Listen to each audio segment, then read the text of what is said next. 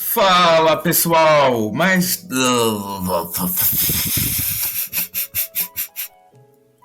Fala pessoal, está começando mais um Entre Prosas e Divagações. E aqui quem vos fala, Fábio Bolliger. Tudo bom pessoal? Como é que vocês estão passando esta semana? Comemorando, pelo menos para quem é do estado de São Paulo, que não houve nenhuma morte de Covid, espero eu.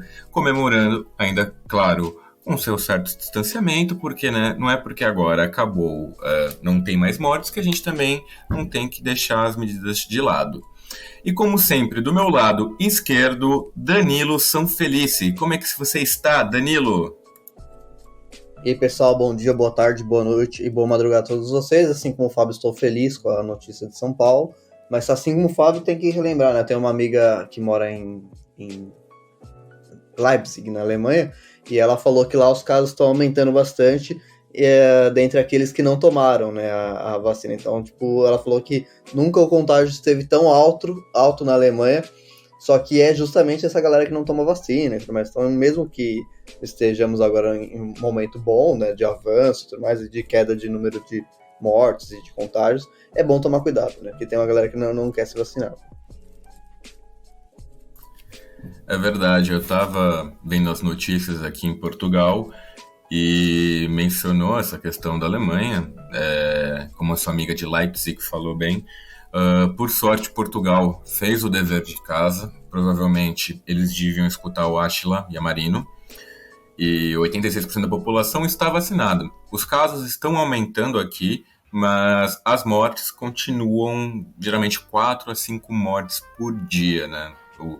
Parando para pensar que uma morte é um padrão normal, acho que para uma doença qualquer.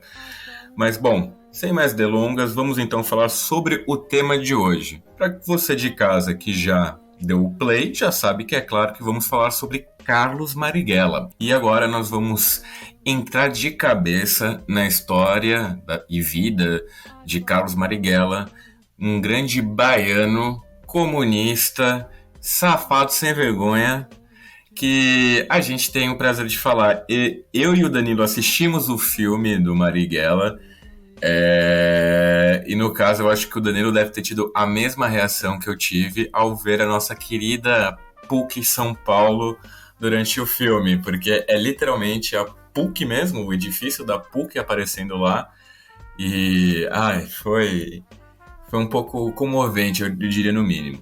Mas bom, sem mais delongas, então vamos entrar na vida de Carlos Marighella. E com vocês, Danilo Sanfelice. Concordo que foi comovente, eu fiquei feliz, fiquei cutucando a Josi falando, nossa, olha a PUC, que legal. E agora eu moro bem pertinho da PUC, né, então eu mato a saudade todos os dias. Então, pessoal, começando agora aquele mesmo esquema que a gente sempre faz, que é trazendo algumas informações históricas, um pano de fundo histórico. E agora, o primeiro ponto especificamente que a gente vai falar são informações importantes e curiosas da infância e adolescência de Carlos, que são coisas importantes, inclusive, para entender a formação dele. E o que ele viria a ser depois, né? Então, Marighella nasceu em Salvador no dia 5 de dezembro de 1911. Ele era filho de um imigrante italiano, que era operário, e de uma baiana, uma mulher negra, nascida já livre, mas filha de pais africanos que foram escravizados. Só um pequeno adendo, que até no filme, para quem já assistiu, pôde perceber, que por parte de mãe, ele era de origem sudanesa, o que é um pouco peculiar, por assim dizer, tendo em vista que boa parte da população negra que chegou ao Brasil devido à escravidão não vinha dessa região especificamente, e sim de Gana, da região que é correspondente à cultura Yorubá, Nigéria, Gana, Togo, partes de Angola e partes de Moçambique. Sudaneses era muito raro você acabar encontrando, mas é só esse pequeno adendo mesmo que eu achei um fato extremamente curioso da vida do Marighella.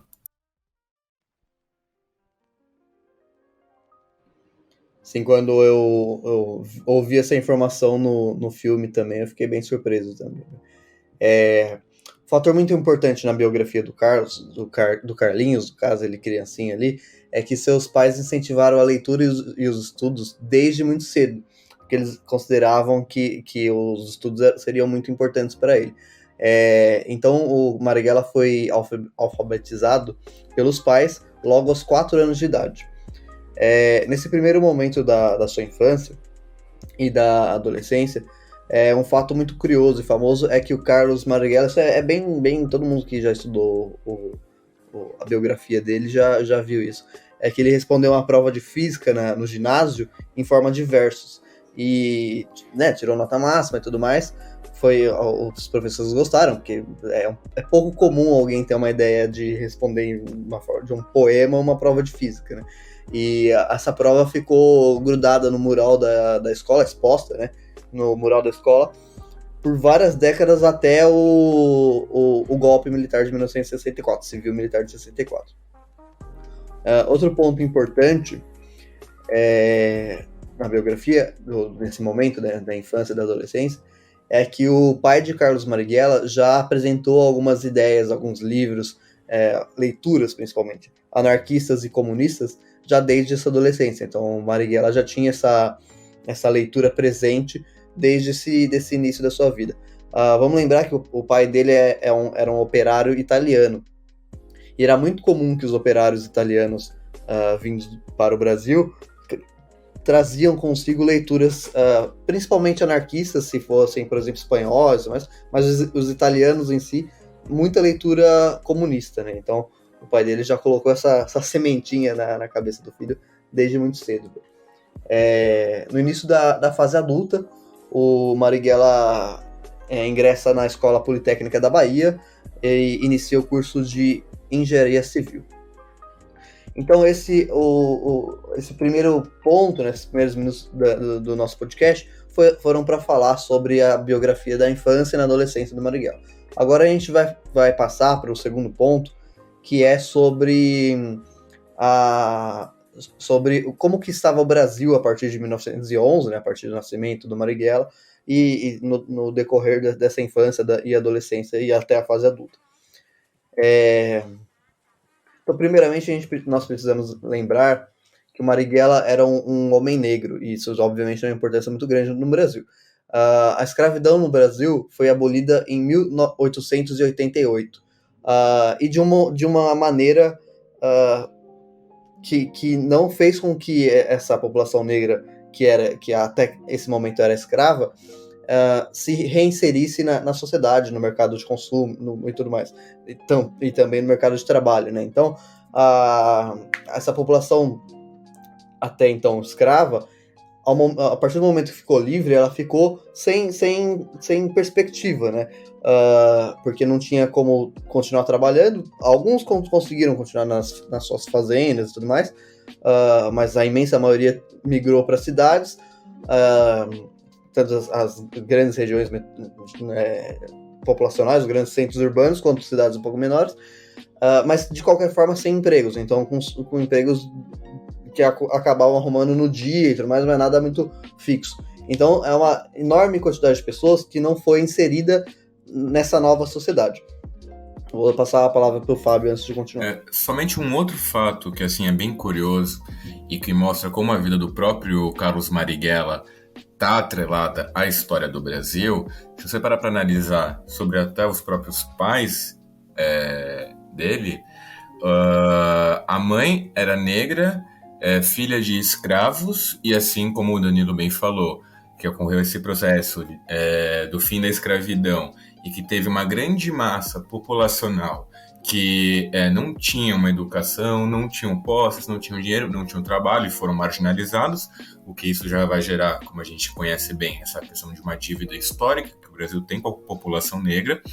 E para substituir essa massa de mão de obra nas fazendas, nas plantações de café, que era um grande produto do Brasil, foi trazido os imigrantes, e principalmente imigrantes italianos, o que corresponde exatamente aos pais do Marighella, que o pai era imigrante italiano e a mãe filha de escravos. Então já vê como a própria história realmente do Marighella está atrelada com a história do Brasil.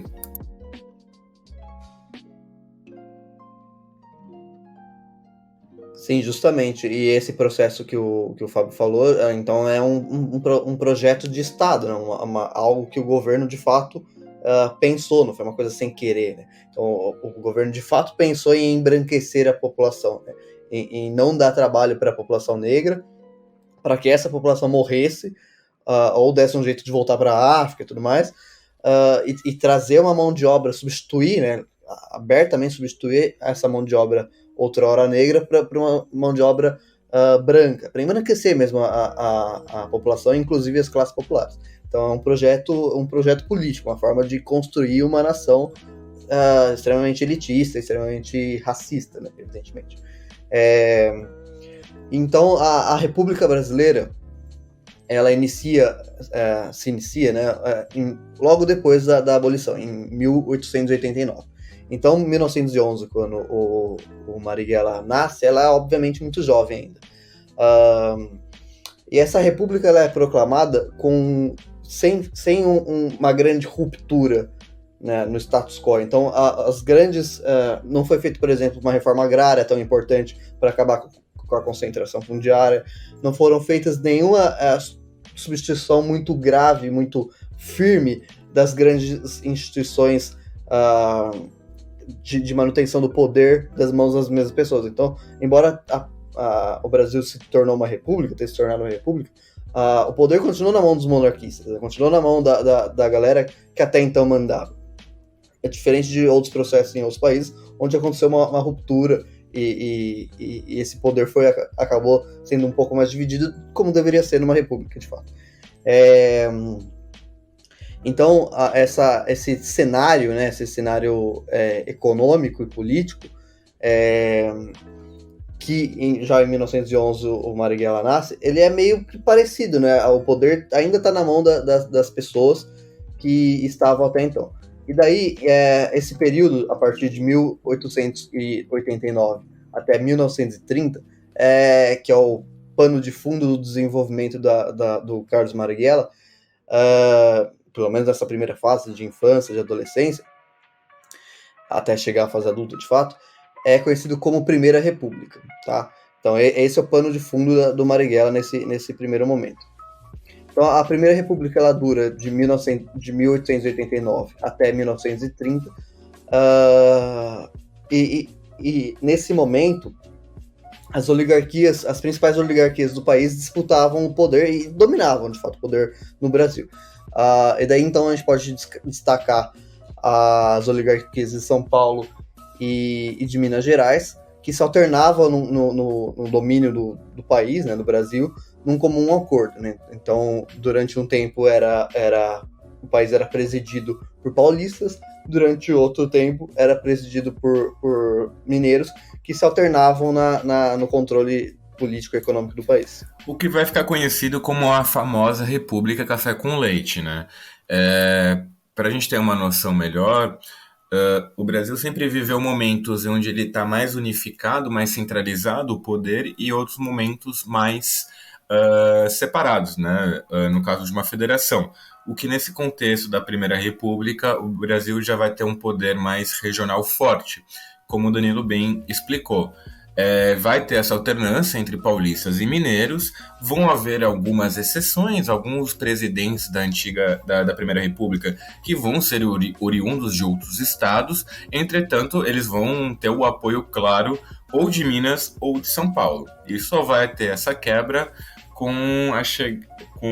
quando era Washington Luiz, e aí vão apoiar o Júlio Prestes, aí o resto não vai gostar, porque era um paulista seguido de outro paulista, e vai ter o golpe de 30, ou na época, como se chamava, a Revolução de 30, onde vai acender um certo gauchinho chamado Getúlio Vargas. É justamente esse ponto é o que eu vou falar agora, né, que o Fábio adiantou, que essa Primeira República ela entra em crise quando o mundo capitalista entra em crise. Então, o mundo capitalista entra em crise em 1929, com a quebra da Bolsa de Nova York, justamente. E o Brasil, até esse momento, tinha como principal eixo econômico a exportação de café. Só que, pensa, assim, o café é muito popular no mundo inteiro até hoje e tudo mais. Mas se o mundo está em crise, as pessoas não vão consumir café. que é um item secundário, né? Não é um item realmente tão importante assim. Imagino que tem a galera aqui que vai ficar brava comigo, mas café não é exatamente tão importante assim. Brincadeiras à parte. Então, a crise vem para o Brasil, a crise econômica vem para o Brasil por motivo muito simples, né? Porque o principal item de exportação brasileiro entra em crise, porque os países param de importar o café, e daí a política naturalmente já começa a degringolar. E os paulistas, que eram até então a principal oligarquia, os mineiros eram a segunda, né? Mas os paulistas eram a principal oligarquia.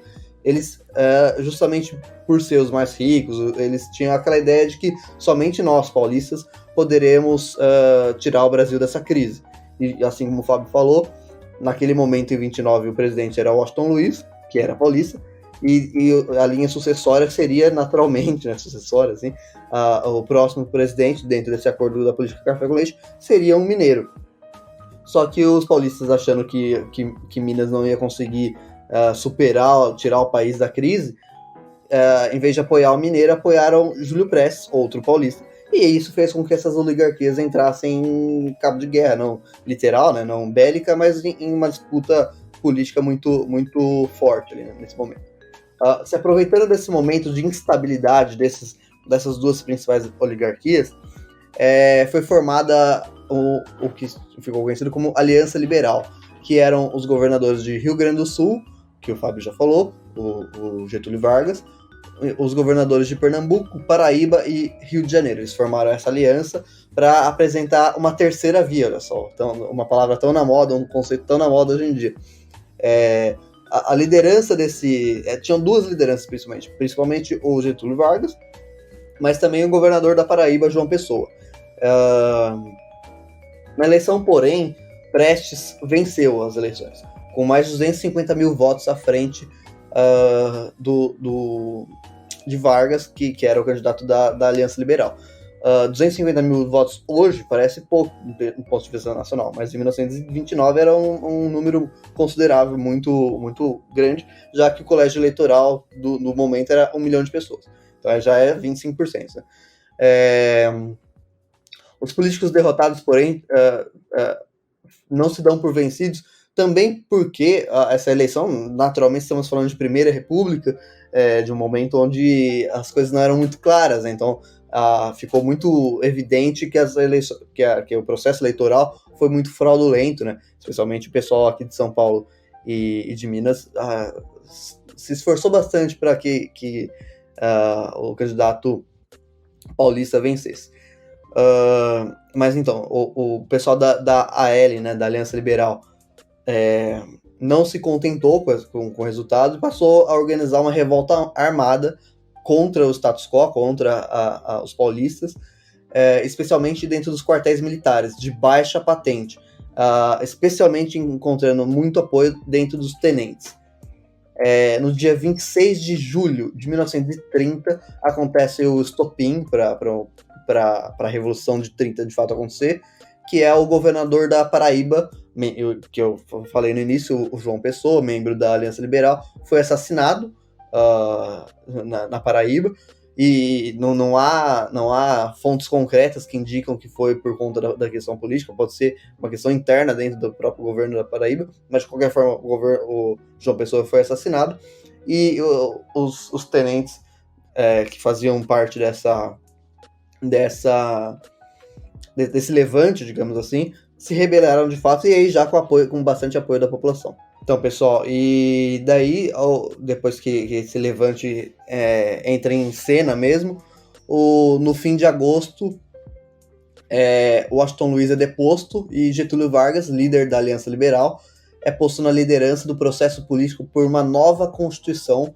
e formação de um novo governo. Então, ele é posto dentro desse processo para o Brasil criar uma nova Constituição, criar um novo governo e acabar, de fato, ali, nesse momento, acaba a Primeira República. Então, pessoal, agora nesse novo bloco, nós vamos voltar a falar especificamente do Marighella, então sua construção já adulta, né? Sua vida política, entrada do Partido Comunista e tudo mais.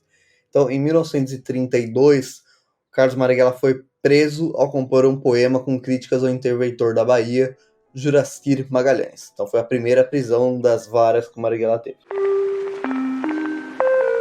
Em 1934, o Marighella se filia ao Partido Comunista Brasileiro, ou do Brasil, Fafá. Perdão, meu amigo? Partido Comunista Brasileiro ou Partido Comunista do Brasil? Você tá querendo buscar briga, né? Vamos combinar aqui, né? Os comunistas do país vão brigar com a gente. Partidão só existe um, e este é o Partido Comunista Brasileiro. Porque até então a cisão que vai ter, só pra gente situar os nossos ouvintes, nos anos 70, até após a morte do Marighella, sim, spoilers, o Marighella morre, vai ter uma cisão dentro do Partido Comunista. 62. 72, né? Isso. 62. 62? Ah, eu achava que já era dos anos 70.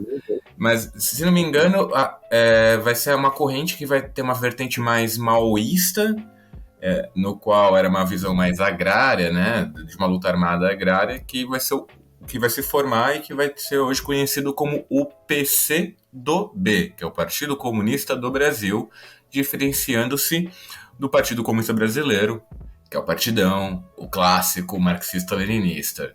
Danilo já vai querer me matar só por ter falado isso. Não, que isso. Mas eu só soltei essa dúvida para você explicar para o pessoal a diferença.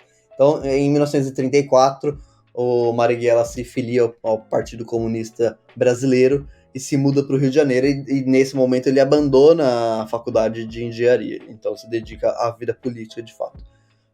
Durante a ditadura Vargas, e a gente não vai ficar aqui explicando a ditadura Vargas, não vamos entrar muito nessa parte da história, porque senão ia ficar muito longo o episódio, mas podemos fazer um episódio só sobre isso depois. Durante a ditadura Vargas, o Marighella ele é novamente preso. Ele é preso e torturado primeiro em 1936, essa primeira prisão dele dura pouco, e depois ele é preso em 39, e ambas ele foi bastante torturado, porque ele já rapidamente, dentro do partido, ele começa a se destacar já, então, como um político que era muito culto, né, lia muito, mas também porque era um político com uma eloquência muito boa, então que cresce dentro das massas de uma forma não natural, né, mas de uma forma rápida. Então ele já passa, já desde a primeira ditadura, né, a ditadura Vargas, ele passa a ser um inimigo do status quo, né. Então, a segunda prisão dele em 1939, segunda prisão dentro da ditadura, né, terceira da vida dele, dura até 1945, quando ele é solto por conta do processo de redemocratização. E nesse momento ele já era, justamente em 1945, ele era um político já bastante popular. Tanto que o próprio PCB, na década de 40, era um partido muito popular. O PCB, na década de 40, era o principal partido político do Brasil em número de associados, em participação popular e tudo mais. E de fato era o partido que representava os mais pobres, os operários e tudo mais. Mais ou menos como o PT hoje em dia, é o partido mais de massa, né? Que você olha o partido e imagina que ele representa as classes populares. Eu acho até uma coisa interessante que você mencionou, Danilo, que realmente o PCB, naquele contexto, ele vai ser o partido mais popular do lado esquerdo, o que pode até causar um pouco de estranheza para quem não está habituado com a situação histórica e política do Brasil naquela época, porque ver assim, o Partido Comunista como um partido comunista, naquele contexto, era um partido popular. A gente tem que lembrar que em 1940, e ainda mais nessa época em específico, 45, tinha acabado, com perdão da redundância, mas tinha acabado de acabar a Segunda Guerra Mundial. E a União Soviética foi um dos grandes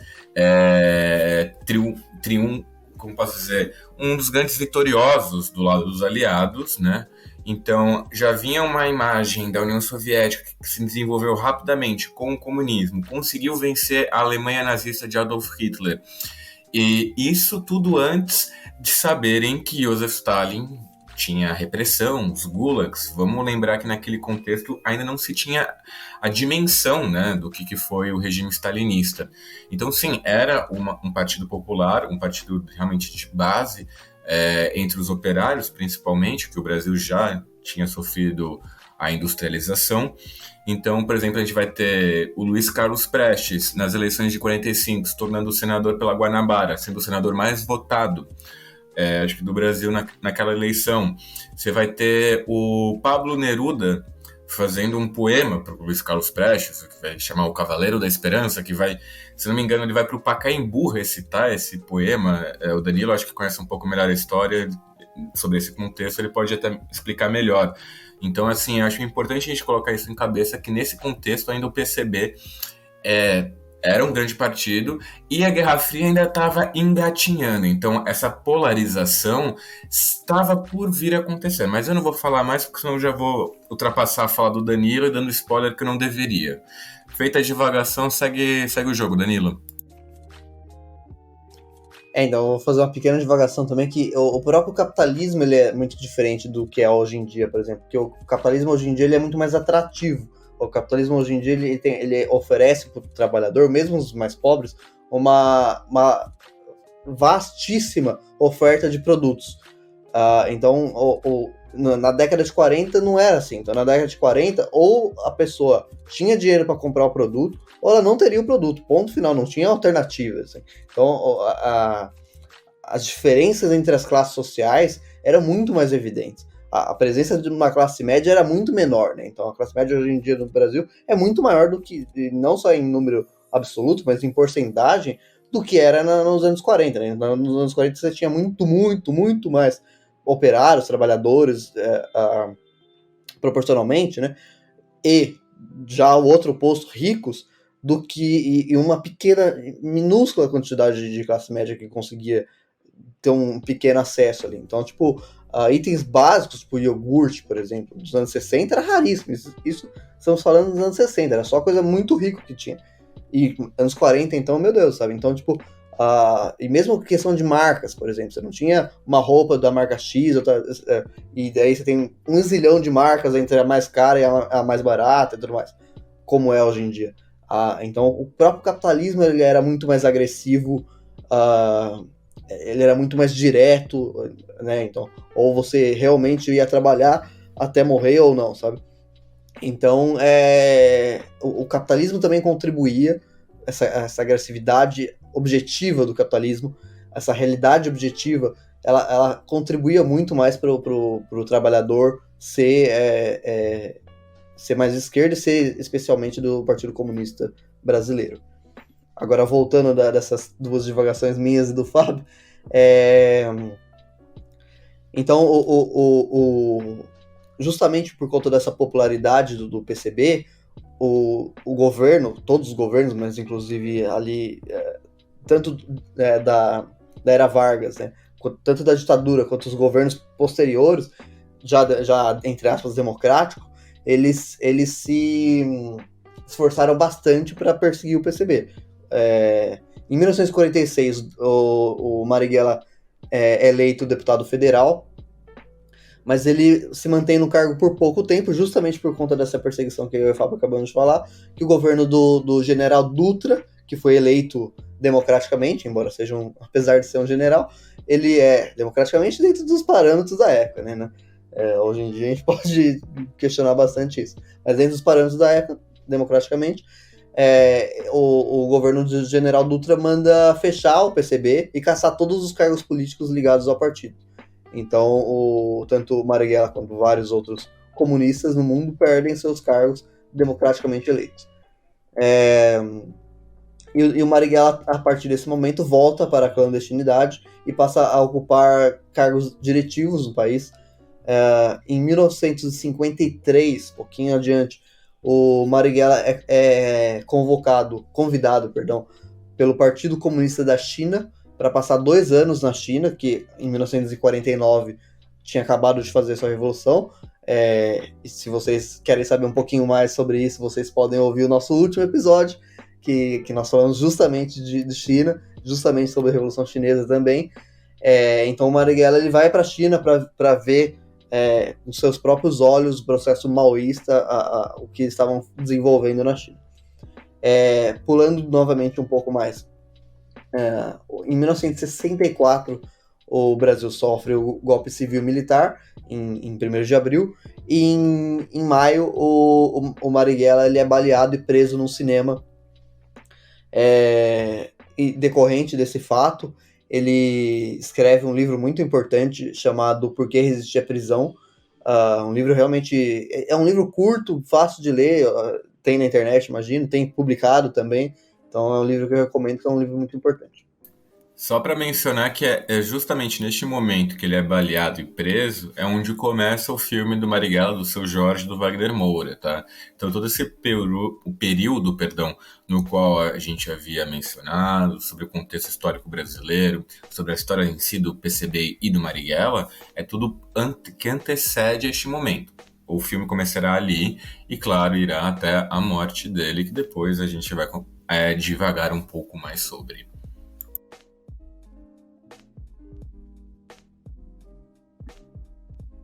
Exatamente.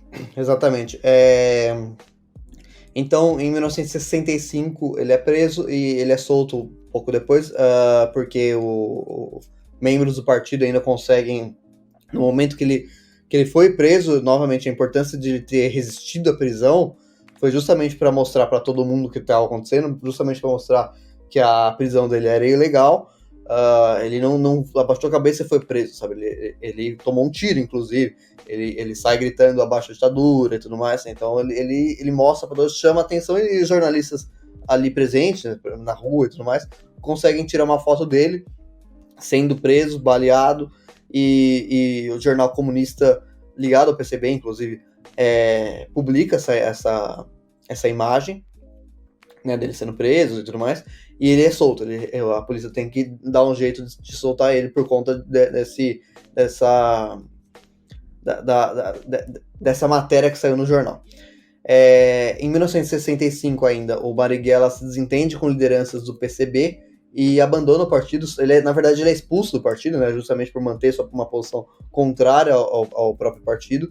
Em dezembro de 66, ele é expulso do partido, porque nesse momento ele já está optando pelo desenvolvimento da luta armada, também muito influenciado porque ele havia visto uma década antes na China. O PCB, nesse momento, e é por isso que acontece, inclusive, o racha, que daí nasce o PCdoB.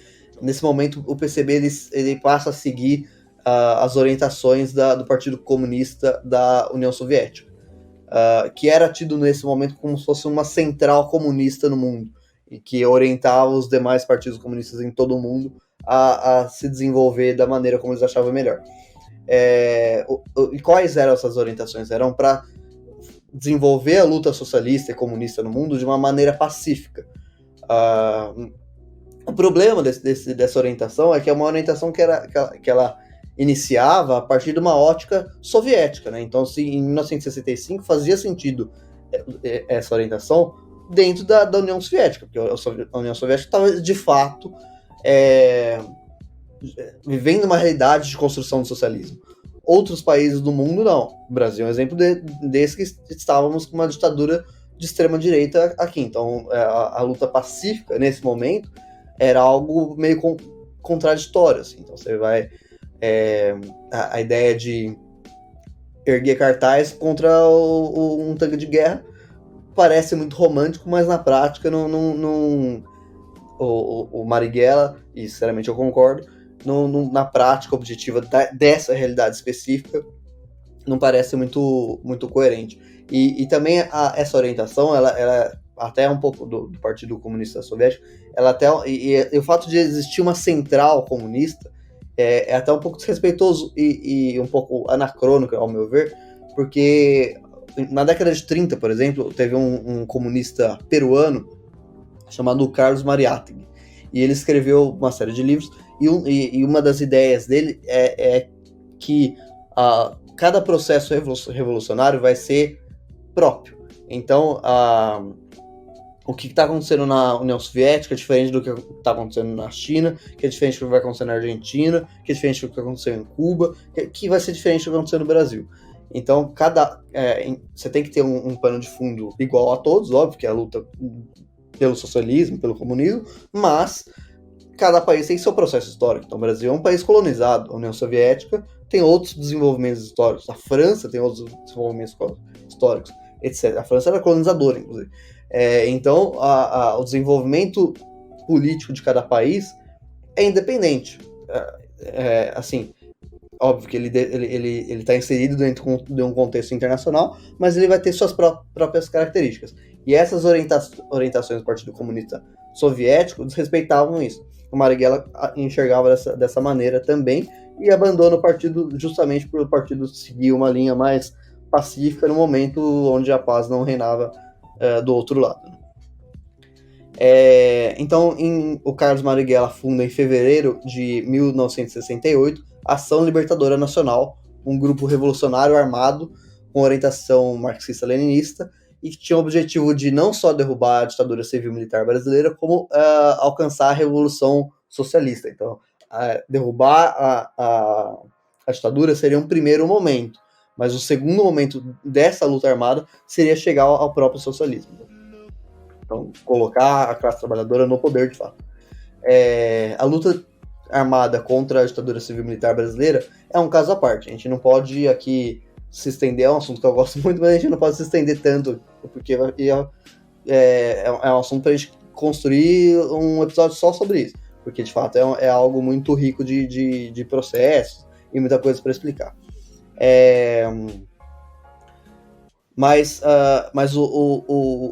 é um processo que é muito temido pelos militares, justamente porque estamos falando em 1964, 65, 68, é muito perto do que aconteceu na China, do ponto de vista histórico, mas é muito mais perto ainda do que aconteceu em Cuba. E em Cuba é um fato muito emblemático, que a Revolução acontece em 1959, porque Cuba é um país, primeiro, muito perto dos Estados Unidos, dá para você atravessar nadando, se você nadar bem, e que os próprios estadunidenses sempre tiveram como o seu quintal. Então, os Estados Unidos sempre se esforçou para manter o desenvolvimento econômico de Cuba embaixo da sua asa e político também. Então, tivemos já presidentes cubanos no início de sua independência que respondiam a Washington, não a Havana. Então, o domínio dos Estados Unidos em Cuba era muito grande. Então, os militares brasileiros, a sociedade golpista brasileira, temia muito que esse processo se alastrasse aqui no Brasil também e o Brasil transformasse-se em uma Cuba. Para os nossos ouvintes mais atentos, e eu sei que são muitos que prestaram atenção e perceberam que, como o PCB seguia as diretrizes do Partido Comunista da União Soviética e falava que a revolução não poderia vir por armas, o ouvinte mais atento parou para pensar, e Cuba? Cuba chegou pela revolução pelas vias armadas. Aí eu vou fazer o nosso auto jabá, porque a gente só pode fazer auto jabá da gente mesmo, porque até agora ninguém quer pagar a gente.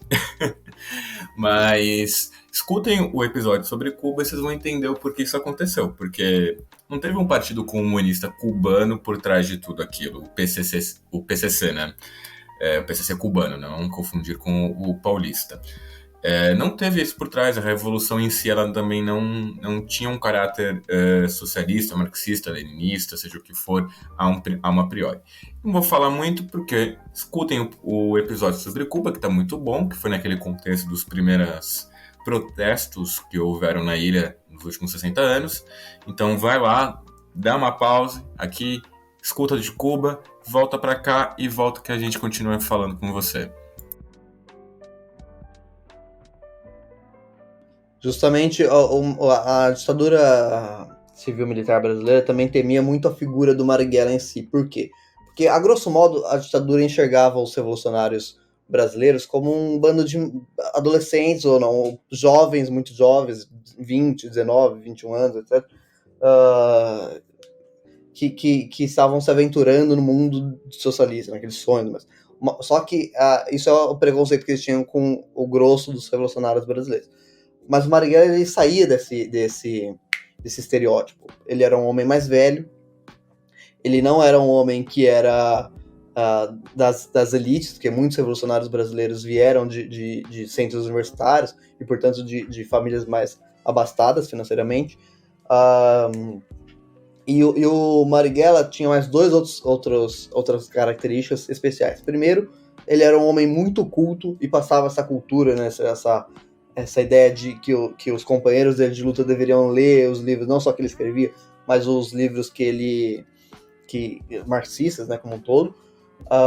E um outro ponto é que o Marighella, ele era um cara que teve treinamento na China, conheceu a Revolução, teve treinamento em Cuba, conheceu a própria Revolução Cubana, e também muito respeitado, porque ele foi convidado na China pelo Mao, pelo líder da Revolução Chinesa, foi convidado por Cuba pelo próprio Fidel, e os seus livros eram lidos por filósofos franceses, como Sartre, por exemplo, Sartre, né?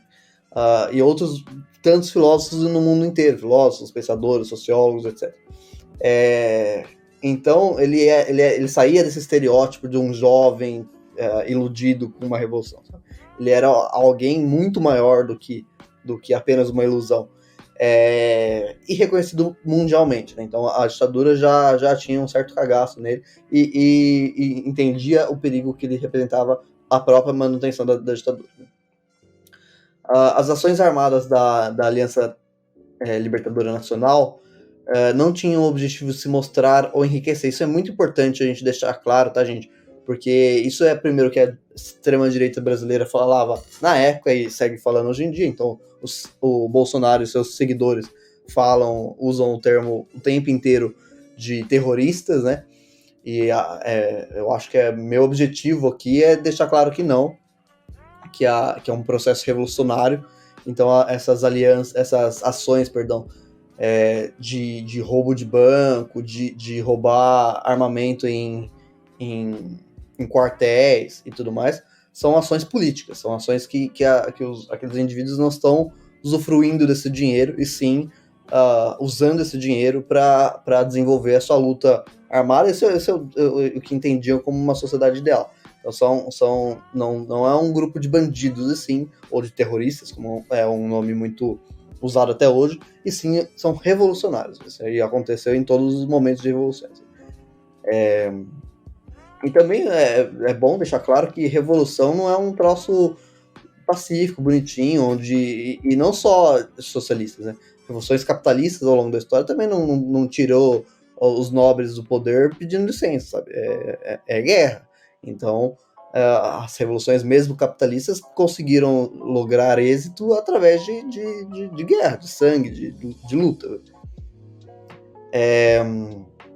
Outro ponto que a gente deve sempre deixar claro, que eu acho que é responsabilidade do podcast deixar claro, é que nós estamos falando de um governo ditatorial, né? Um governo que está ocupando aquela presidência, aquele cargo, de uma maneira ilegal, de uma maneira... nós temos pesquisas históricas que mostram que foram encomendadas pesquisas de intenção de voto em 64, um pouco antes do golpe, e mais de 70% da população brasileira acreditava e queria a continuidade do atual governo, o governo de João Goulart. Então, a população brasileira, a grosso modo, não participou do golpe. Quem participou foram os militares, como já é sabido, e as elites econômicas, né? Então, o golpe de 64 faz com que aquele governo seja ilegal. Então, ilegal e terrorista é a própria ditadura, e não os revolucionários. No caso, até o Danilo bem mencionou, porque a gente tem um mau hábito, eu nem diria um mau hábito, porque nós fomos ensinados dessa maneira de chamar a ditadura militar. Como o Danilo bem mencionou, houve participação das elites econômicas brasileiras da época que não eram de origem militares. Então,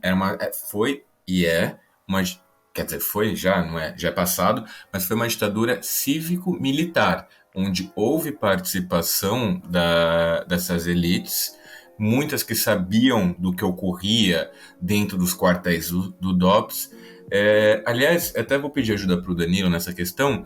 Você lembra daquele documentário que contava sobre um empresário que participava das torturas, que a gente viu com o professor Luiz? Eu lembro do documentário, eu lembro que era uma empresa de gás. Agora eu não lembro o nome da empresa e nem do documentário. Mas sim, que era o presidente, o dono da empresa, e que ele literalmente participava das torturas, né? Não só porque era comum na ditadura as empresas bancarem, né? Então passar valores, né? Valores, né? Para a ditadura civil-militar, para os militares. Para que os militares se armassem, para os militares melhorarem o seu aparato. Esse ia além. Liquigás, talvez, mas eu não sei. Esse ia além. Ele além de colocar dinheiro para a luta contra, entre aspas, a subversão, ele participava das torturas. Né? Eu achei aqui o nome do cidadão, era o Henning Albert Boilesen, que ele era dinamarquês, nascido em Copenhague,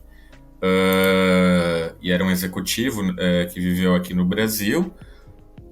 Ele era empresário que, no caso, perdão, presidiu a Ultragás. Então, né? Ultragás, perdão, pessoal da Liquigás, é Ultragás. Gente, aqui isso é história, mas a gente tem que ser dita, né?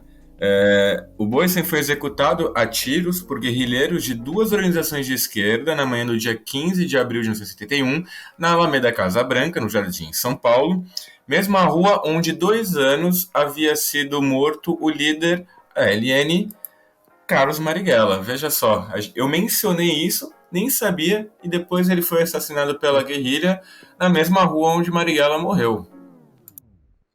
Justamente.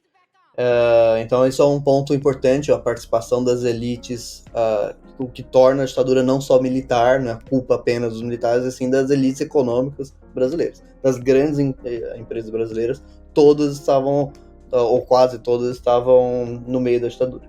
Então é muito importante, de fato, como o Fábio fez, deixar claro isso. Então, a partir de 1969, especialmente com o desenvolvimento do AI-5, do Ato Inconstitucional número 5, a ditadura militar, a ditadura civil-militar, foca fortemente na perseguição aos guerrilheiros. No início dos anos 70, é criado em São Paulo as Rondas Ostensivas Tobias Aguiar, a Rota. A Rota é o pelotão de elite da Polícia Militar e ela foi criada para acabar, disseminar os comunistas, os membros dos grupos revolucionários. Então, e aqui fica um adendo, né, que quando a guerrilha acabou no Brasil, teoricamente, ou pela lógica, acontecer o quê? Deveria acabar com a rota, né, já que ela foi criada com esse objetivo.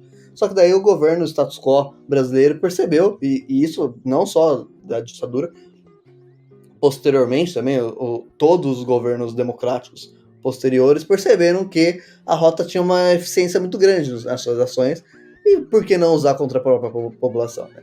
Então, a história do Brasil mostra que mesmo os governos públicos, os governos democráticos, são também autoritários. Né? O autoritarismo percorre toda a história do Brasil. Né? Para quem que lembra, um pouquinho mais velho, tinha aquela propaganda política do Maluf, que ele falava a famosa frase: porque na minha época tinha rota na rua. Que ele mencionava isso, porque realmente quando ele foi prefeito de São Paulo, ele botava a rota para andar na rua.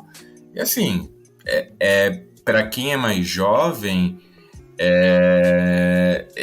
era uma outra época. Se hoje fosse pego fumando maconha, por exemplo, na rua, hoje dificilmente a polícia vai querer te parar, assim, sendo muito sincero. Acho que eles não vão querer se dar o trabalho de prender alguém fumando maconha. Mas naquela época, a rota para alguém para fumar maconha, meu amigo, aí o negócio era bravo. Como o Danilo muito bem mencionou, ela se formou dentro do contexto da ditadura militar e os governos democráticos mantiveram e mantêm até os dias de hoje, né?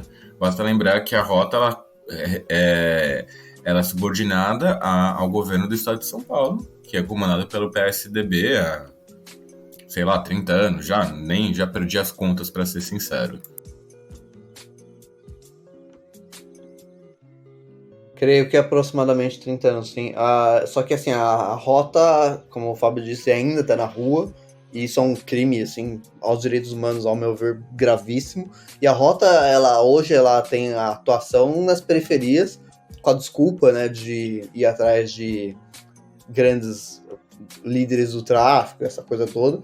Só que, obviamente, que acaba, além de líderes do tráfico, acaba passando na mão da própria rota pessoas das periferias, né? Então, desde pessoas ligadas ao tráfico, de fato, com cargos mais baixos, mas pessoas que eles acham que sejam ligadas a e daí morre todo mundo, né? Então, a rota é, sim, algo criado na ditadura civil-militar para acabar com a guerrilha que os governos democráticos posteriores usam contra a própria população brasileira, que, na minha opinião, configura como um crime grave dos direitos humanos.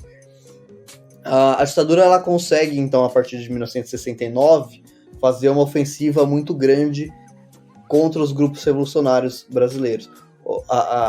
Então, é algo paralelo. Então, tipo, a partir de 68, os grupos revolucionários passam a colocar ações revolucionárias muito, muito intensas. Então, ao rapto do embaixador Charles Elbert, embaixador dos Estados Unidos no Brasil, os grupos ligados à própria ALN, não teve participação do Marighella, a ação foi comandada pelo Toledo, que é outro membro histórico da luta armada no Brasil. Toledo, inclusive, ele já tinha mais de 70 anos nessa época, em 68, ele lutou contra o governo fascista na Guerra Civil Espanhola, por exemplo. Ele é um quadro comunista histórico no Brasil, e ele liderou essa ação pela raptura do embaixador dos Estados Unidos no Brasil. Foi então a Aliança Libertadora Nacional, que era o grupo do Marighella, e o Movimento Revolucionário 8 de Outubro, que era um movimento do Rio de Janeiro, um movimento também de luta armada. Tem um filme sobre isso, inclusive, que eu não vou falar agora, vou falar nas minhas dicas culturais. Mas além dessa ação, os guerrilheiros brasileiros fizeram rapto de outros embaixadores. Essa deu certo, né? Conseguiu fazer com que a ditadura rompesse o silêncio, né? A mordaça. Ou seja, os guerrilheiros escreveram uma carta e soltaram em rede nacional, na TV, né? Então foi o primeiro momento em rede nacional que se ouviu falar no Brasil em tortura, em prisões sumárias e tudo mais, em perseguições em assassinatos, em desaparecimentos, etc. E deu certo, né? Então, além disso, para soltar o embaixador, os guerrilheiros exigiram que a ditadura soltasse e mandasse para o exílio diversos companheiros presos da luta armada também, mas não só da luta armada, estudantes e tudo mais. Então, como deu certo, os guerrilheiros fizeram isso outras vezes, então aconteceram outros raptos. Ou seja, ao agravamento da forma de luta dos grupos guerrilheiros no Brasil, mas também, ao mesmo tempo, ao agravamento da perseguição. Assim como em 1974, ao agravamento também da tortura, ao agravamento de pessoas desaparecidas, etc. Em 1974, portanto, o governo brasileiro consegue eliminar grupos guerrilheiros do Brasil. Não, sim, é óbvio, um ou outro caso ainda aparece, mas a grosso modo todas as redes acabam se desmantelando já em 74. O Marighella, voltando especificamente ao Marighella, ele é assassinado em 4 de novembro de 1969 em São Paulo, após companheiros de luta ligado à Igreja Católica, né, que a ALN tinha um braço armado, né, com o próprio Marighella, mas também tinha um braço de informações, era uma rede muito ampla de pessoas que trabalhavam contra a ditadura dentro da ALN, e um desses braços era dentro da igreja, eram os freis, e do papel dessas pessoas era levar informações para diversos companheiros, né? Tanto dentro do estado de São Paulo, mas como em outros pontos do Brasil. Outro braço, por exemplo, importante, era de achar formas de tirar companheiros de luta do país, que estavam muito próximos de serem descobertos pela ditadura e tudo mais, e saía principalmente na fronteira com o Uruguai e na Argentina. Só acho interessante mencionar sobre essa questão da Igreja Católica, que ela de fato teve participação dentro da resistência contra a ditadura militar, mas essa resistência por parte da Igreja, ela vinha do baixo clero. Claro que haviam exceções, como por exemplo o arcebispo de São Paulo, agora me fugiu o nome. Danilo, você que é tão bom em Igreja Católica como Storms. Isso, obrigado. Que vai justamente junto com o Henri Sobel falar contra a ditadura, na morte, por exemplo, do caso do jornalista Vladimir Herzog, que é também uma outra história muito interessante, que é válido até virar um episódio. Mas, assim, essa resistência mais direta que houve da Igreja Católica vai partir basicamente do baixo clero, o que não pode se confundir com o Vaticano.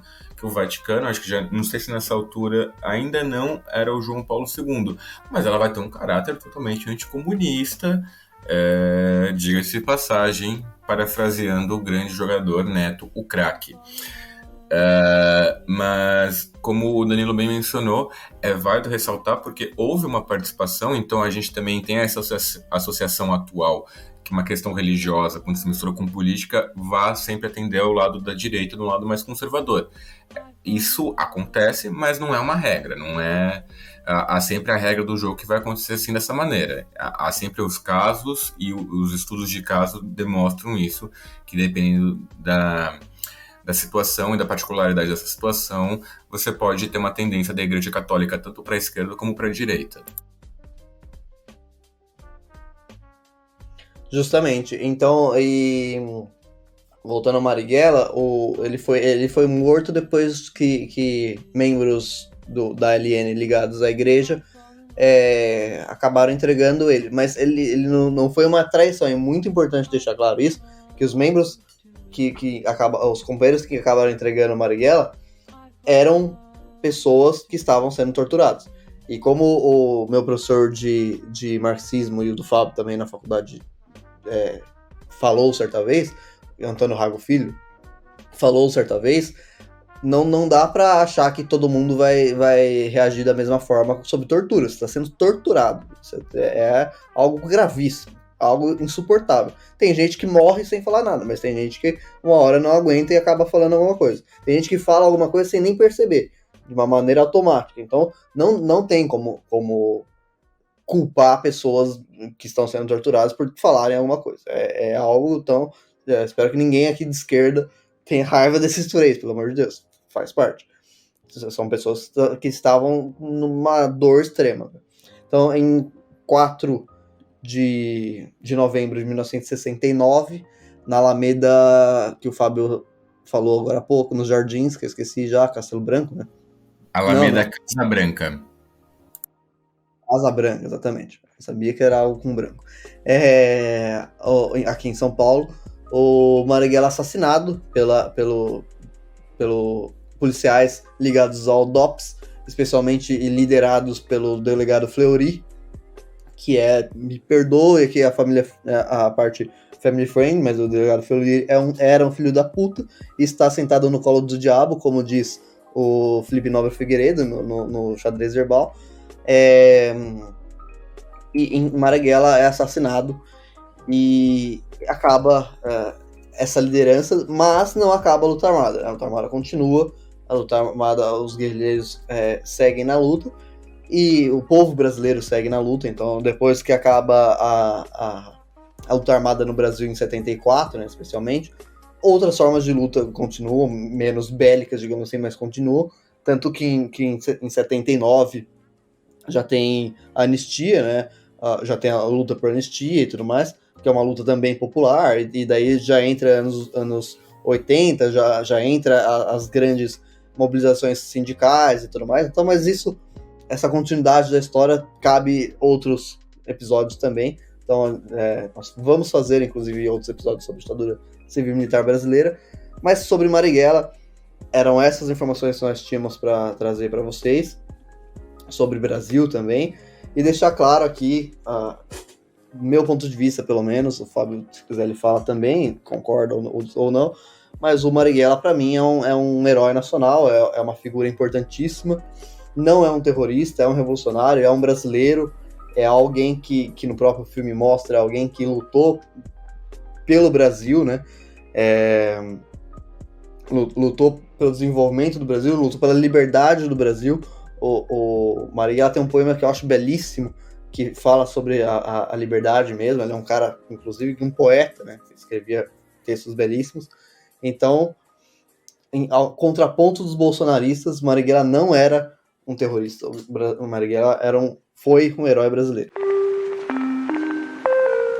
Bom, pessoal, então vamos agora para as nossas dicas culturais. E depois de uma calorosa discussão que eu tive aqui com o Danilo, ele me permitiu ficar com a dica cultural principal, porque eu basicamente amo o filme, mas o Danilo também gosta, até porque tem um parente indireto dele no filme, vulgo Agostinho Carrara, Pedro Cardoso, grande ator que interpretou Agostinho Carrara, hoje atual meme, no filme O Que É Isso, Companheiro, que trata justamente do sequestro do embaixador dos Estados Unidos no Rio de Janeiro pelo MR8, Movimento Revolucionário 8 de Outubro, que vai ser liderado por um tal...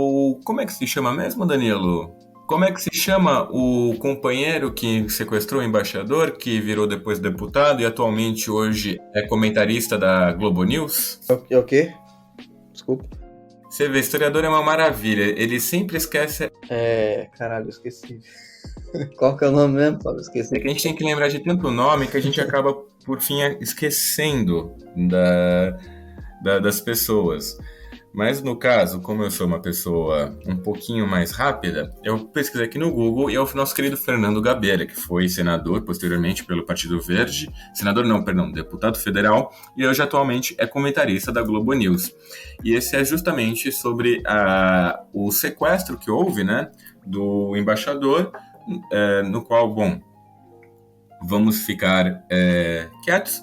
Mas só um parênteses, o MR8 ele existiu por um longo tempo até o movimento pró-democrático, depois ele vai virar um partido político por um curto prazo de tempo, vai se chamar Partido Pátria Livre, que depois vai se aliar ao PCdoB, o Partido Comunista do Brasil, vai se fundir e depois volta a ter o nome MR8 como um grupo ativista sem caracteres políticos.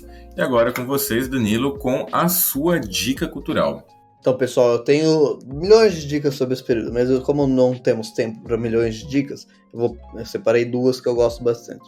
Primeiro, um filme, entrando na esteira da recomendação do Fábio, é um documentário chamado Hércules 66. 56. Por que Hércules 56? Que é o avião, é o nome do avião que levou os revolucionários que foram soltos como troca do sequestro do embaixador dos Estados Unidos. Então, o filme, o documentário, ele pega esses revolucionários que foram soltos e coloca numa mesa, numa mesa redonda, digamos assim, e coloca eles para conversar sobre esse evento, sobre tanto o sequestro, como foi estar na prisão e receber notícias do que aconteceu, e como que eles seriam libertos, exilados, e para onde foram, etc. Ou seja, é muito, muito interessante, que mostra todos os presos políticos ali na mesma sala, bebendo cerveja e conversando sobre isso. É muito interessante. A outra dica cultural é o filme Batismo de Sangue, que foi baseado no livro de mesmo nome do Frei Beto. Frei Beto foi um dos freis que lutaram contra a ditadura civil-militar brasileira e que se tornou um escritor muito bom depois. Esse livro é muito bom, é um livro bem denso e bem, não de tamanho, mas de informação, e bem complicado, assim, é um livro difícil de ler, porque ele descreve torturas, descreve assassinatos, etc., que ele viveu, que ele viu. O filme em si também é pesado, o filme mostra torturas, é um filme que não é tão tranquilo de ver se você tiver um coração dentro de você. Então é algo bem complicado. E o livro, né, que deu origem ao filme foi vencedor do Prêmio Jabuti, que é um prêmio muito importante da literatura, do jornalismo e tudo mais. Então é um filme, assim como o livro, recomendo os dois, muito bom, pesado, porém muito bom para entender esse momento, esse período brasileiro. Minhas dicas culturais foram essas. Bom, pessoal, chegamos mais um final de episódio. Espero que vocês tenham gostado. Espero que vocês tenham agregado valor às suas respectivas vidas com este breve recapitulação sobre a história do Carlos Marighella, que, como o Danilo bem falou, foi uma figura central e importantíssima para a história do Brasil. Como o Danilo diria, um herói brasileiro. E, enfim, como sempre, aqueles recadinhos normais, que são já padrão do nosso podcast. Sigam-nos nas redes sociais. Mais uma vez, sempre reforço: críticas, sugestões, agradecimentos, pedidos de namoro. Por favor, gente, comentem com a gente. A gente está sempre de portas abertas ou ouvidos abertos, olhos abertos para o que for, para sempre receber um comentário, alguma coisa. Ficamos aqui por hoje. Um beijo e até a próxima semana. Tchau, tchau, pessoal. Até mais, pessoal. E uma dica também, agora o Instagram do podcast está sob nova direção e está cheio de enquete, cheio de pergunta, e a caixa de mensagens está aberta, então vocês podem responder as enquetes, responder as perguntas que a gente faz lá e mandar a gente pro inferno, caso vocês assim desejem. Então, sempre com educação, né? Claro. E é isso, pessoal. Abraços, até mais. Tchau.